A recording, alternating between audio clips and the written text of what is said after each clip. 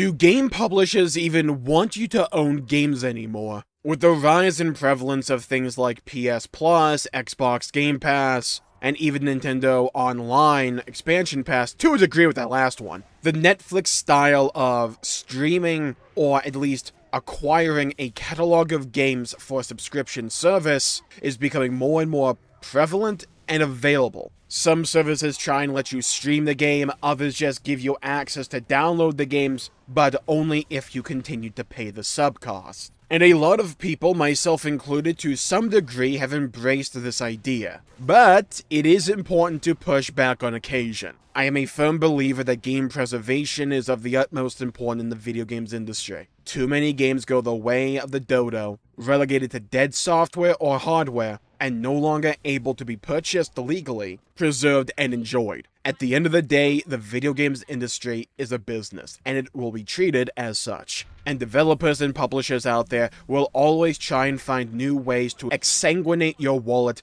of all the money that it possibly has. This is not a new concept, but the form that it is taking is different now than ever before, at least in the confines of the video games industry. And it gets a little bit nuanced and difficult here, because things like Xbox Game Pass are really good deals, if you fit a few criteria. Having access to an entire catalog of games can be extremely appealing, especially if you are someone who likes to play a lot of games but just don't have the funds or the resources, or you just can't be asked to buy each individual game. And so getting a Netflix-style service where you pay a sub cost every month and gain access to an entire catalog of games that gets updated and changed month to month could be very appealing to you. Especially if a bunch of games come out in a short span of time that you care about and want to play. For instance, for me, in February, I have Persona 3 Reload and Final Fantasy 7 Rebirth. I care about both of those games. I want to play both of those games. However,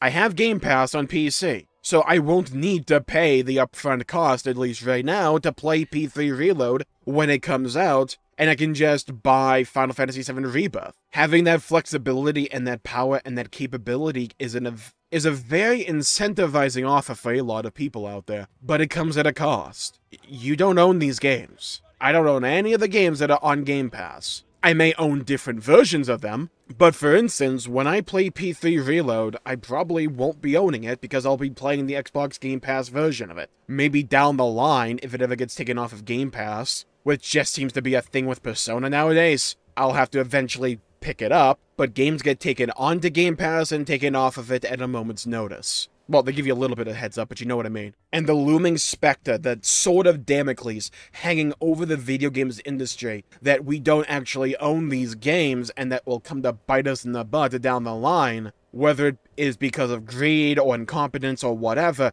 the bottom line is our enjoyment and our access to these products has a degree of separation to it. It's no longer just, I buy a game, I own game forever. GG, well played. It's not like that with these subscription services, and that is not the relationship that this industry is seemingly trending towards in regards to not owning games directly anymore.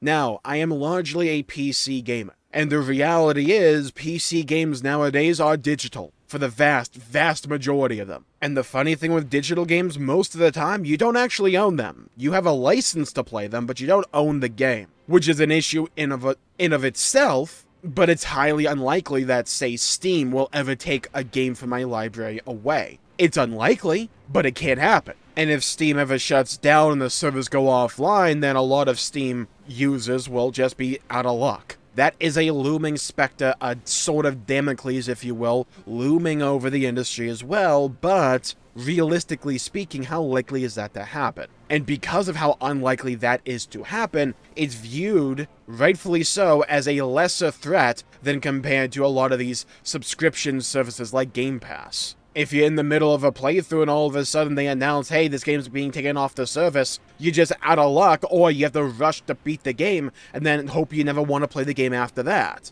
unless it gets added back onto the service. And there's a few issues with this when it comes to the consumer side of things. The lack of ownership is the big one. And I feel a lot of people miss the idea and the reason why people care about actual ownership in regards to these products. Because if I own the game, then you can't dictate how I can enjoy said game. It is my copy. It is my game. My enjoyment, my use of that game doesn't and shouldn't be dictated by the whims and fancy of the developers after I buy the game. Myself and consumers, generally speaking, do not like it that when someone else comes into our space and messes with our stuff, or affects or augments our enjoyment and tries to dictate how we can enjoy certain things. Like the possibility of one of your favorite episodes for a show being taken off the subscription service or the streaming service that you're currently watching it on. Don't tell me what I can or cannot enjoy, or watch, or consume in general. But you run that risk when it comes to these subscription services. You run the risk of being victim to licensing disagreements, or whatever, or contracts that these companies are bound to. Whereas if you owned the game to begin with, you wouldn't have to think about if you're going to be capable of playing the game in the future. You own the game, so long as you have a working device to play said game, you're good. If the game is offline, separate discussion, you don't have to worry about someone coming in taking the game away from you. You don't have to worry about that. You do with these subscription services, and even if it's an unlikely event or a possibility, that looming sword of Damocles is still there, hovering over your head, waiting to strike at a moment's notice. I don't like that, and I doubt that you like that either. Game ownership is also important just for game preservation. Look at all those games that were digital only, or on digital storefronts that were taken offline to become inaccessible. If it wasn't for physical releases and copies of these games, then they would just be gone, blinked out of existence. Not to be seen again unless it was for some corporate whimsy. That's a sucky situation, but with game ownership can be avoided. But there's a few unfortunate realities to the situation, just like how streaming services have engulfed TV shows in the movie landscape, and we have largely seen DVDs and, well, CDs not get it, go the way of the dodo. Consumers en masse still value comfort, affordability, and convenience more than anything. Understandably so. It's extremely convenient just to go get Game Pass. There's a lot of games on that service, and new games will come onto the service each month as well, pretty much. There's a very incentivizing offer, especially if you don't want to just keep buying full-price games all the freaking time. Same thing with like PS Plus, or to a lesser degree, Nintendo Online. For me, Game Pass fulfills a niche. It has a lot of games on there that I may not otherwise play if they weren't on Game Pass, but because they are, I might give them a bash and check them out. And having it as an option is nice. If it becomes the norm and the only way to enjoy games, then we get into a problem, don't we? And while we aren't there yet, if the trends of the video games industry are anything to be believed, that could be one of the paths that the industry is going to try and go down. Get you locked into an ecosystem, a subscription service, so that each month you are paying the sub cost, because let's be honest, most people don't just like cancel a sub after they're done with their 1 month of playing it if they're going to go on a break from it for a month or two. They'll just keep it rolling. And companies will bank on that idea to continually, month after month, accrue sub fees. It can be a dangerous trend, and whether or not it's even like financially viable for these companies in the long term waits to be seen in terms of how popular these sub fees or these subscription services become. What if we start to see games only available on Game Pass? You can't buy them separately. You have to play them on Game Pass. What happens when we start to see that? Same with PS Plus. You already are starting to see this for multiplayer games, on consoles at least. But generally speaking, there's a lesser tier that gives you the multiplayer. But as we've seen with Game Pass, Xbox Live exited stage right and in-came Game Pass Core. Wet your whistle, get you acclimated, introduced to the concept of Game Pass. You want this because you want to be able to play online, don't ya? Well, here's a few games from the catalog to wet your whistle with. It's like a free sample. They may lose money in that initial giving of that service, but the whole idea is to hook you, then get you to pay for higher tiers, and then to keep you in the long run. It's hard to get people to take the first step, but if you incentivize that first step, or carefully nudge people in that direction over time, then these companies can bank on the idea that people become far more receptive to these ideas and these practices. You see this all the time when it comes to monetization for video games. Why have battle passes become so accepted and normalized? Well,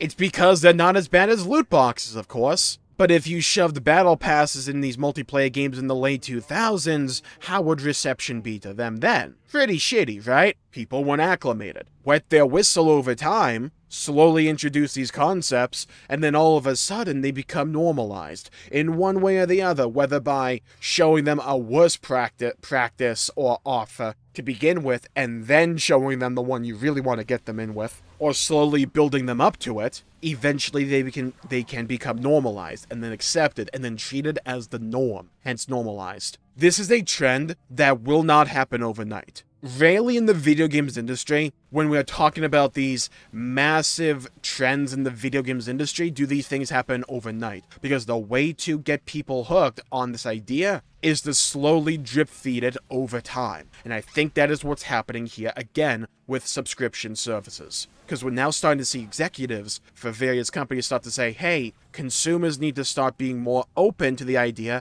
of not owning games. And you'll see that idea spread more and more and more. How do we counteract it? With your wallet. That's the only thing that's going to matter. That's the only thing that will shift the needle. But funnily enough, the reality of the situation is some of these subscription services are pretty damn good deals.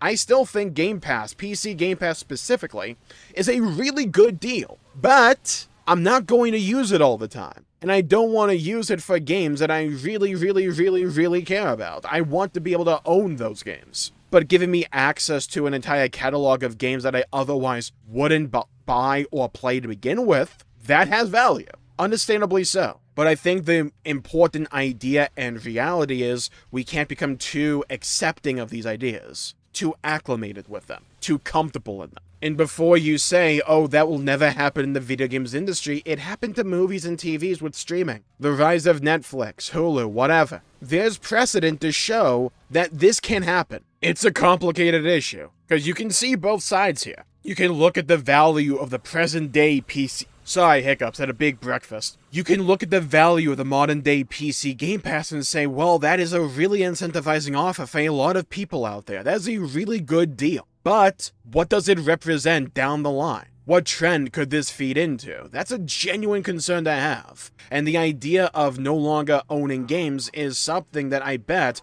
a lot of corporate executives out there are salivating at the idea of. Being able to be in direct control of the products we consume, instead of being forced to essentially let go of their hand after a transaction is made. It's a little bit of a gray area because of online games and updates and all that, but you know what I'm talking about. You get it. At least I assume. The video games industry is always shifting and turning, twisting and molding into something new. And more often than not, the trend that the games industry will always take, like any other business out there, is towards more money in a shorter span of time. That is a golden rule when it comes to the way things work. Corporations will always try and make more money for less effort and in quicker time. That is their goal, that is their Polaris, their guiding North Star. And if they think there's more money to be had for less effort in a quicker amount of time, by making it and trending the industry towards the consumer no longer owning games,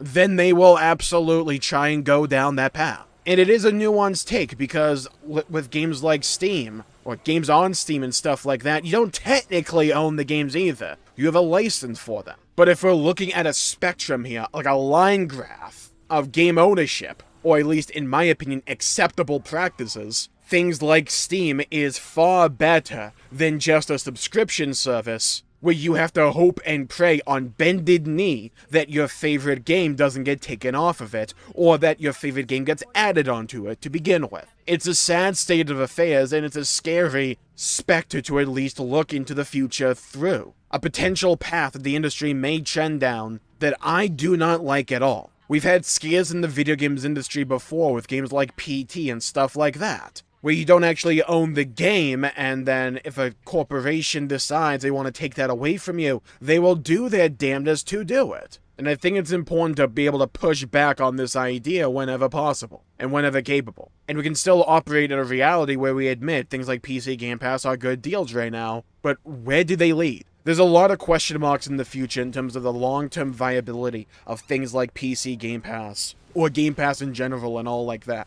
and all of that stuff. But we'll have to wait and see. There's also a lot of questions to ask in regards to the potentiality of subscription services becoming more and more normalized in the video games industry. Like, what happens to the modding scene? To my knowledge, you can mod some games on Game Pass, but on the whole and in the future, what becomes of the modding scene? Of the capabilities to mod games that you don't own? What if subscription services become more and more divided like there are now for movie and TV show subscriptions? Like, right now, you generally have PC game, you have, like, you know, Game Pass, PlayStation Plus, and Nintendo's. But you also have things like EA's, right? And that one's bundled into Game Pass. And I think it's kind of unlikely for there to be even more, at least in terms of diversity of things like for TV shows and movies. But what if it happens? And all of our games get segmented to these different subscription services. Even more so than they already are based on the consoles we own, or platforms we use. It's an interesting thing to think about, because there's a lot of possible consequences or even further trends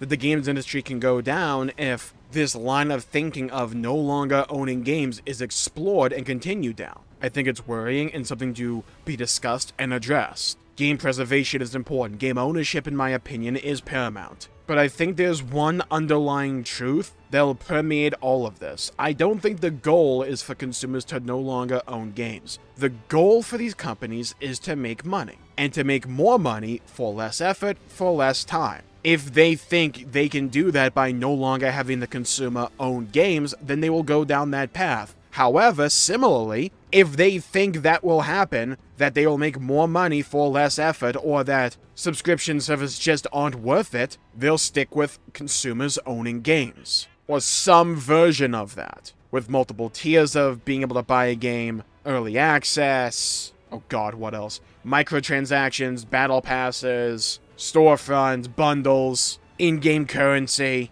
raising the base price again, and then claim inflation despite the fact there's 5 other methods of monetization in the game now. Yeah, you know, the usual. They could continue down that path, or go the way of just saying, you know what, screw it, subscription services are the way to go. And I'd rather fight a battle where I already own the game, personally. With that, I'll call the video there for the day. Thank you all for tuning in. My pleasure for making the video. If you enjoyed it, please leave a like and subscribe. It really helps the channel out and helps support future content, and I greatly appreciate it. Stay safe, have a great day, and I'll see you all next time. Leave a comment down below, though, with where you think the games industry will trend in the future. Do you think these subscription services will continue, or do you think they're not profitable enough? And what are your thoughts on this system overall? Do you think I'm just, like, overblowing these things out of proportion? Do you think my fears are justified or my words warranted? Let me know. I'd love to hear your thoughts, hear your opinions. Stay safe, have a great day, go play and own some video games, and I'll see you all next time. Bye-bye, everybody. I'll see you all next time. Bye-bye!